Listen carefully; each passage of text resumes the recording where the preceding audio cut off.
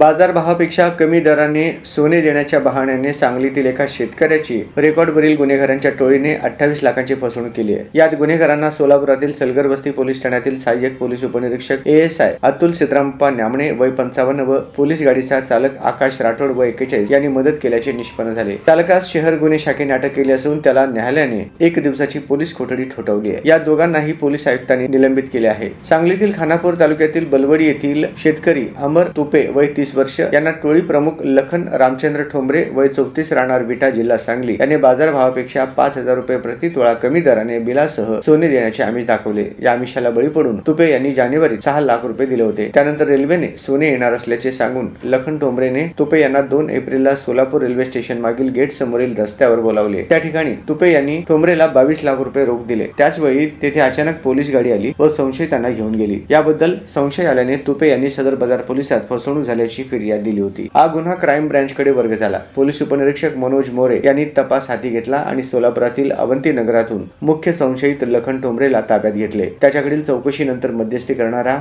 हरी मोहन केकडे वय 50 राहणार वैराग बार्शी सहाय्यक फौजदार अतुल सिद्धरामप्पा न्यामणे यास अटक केली। त्यानंतर पोलिसांनी रितेश कांबळे व ज्ञानेश्वर अवघडे यांनाही अटक केली। पण फिर्यादीने पोलिसांना सांगितल्याप्रमाणे दुसरा पोलीस कोण होता याचा तपास झाला। त्यावेळी पोलीस गाडी घेऊन आलेला चालक राठोडचाही गुन्ह्यातील सहभाग समोर आला। सध्या सर्व संशयित पोलीस कोठडीत आहेत।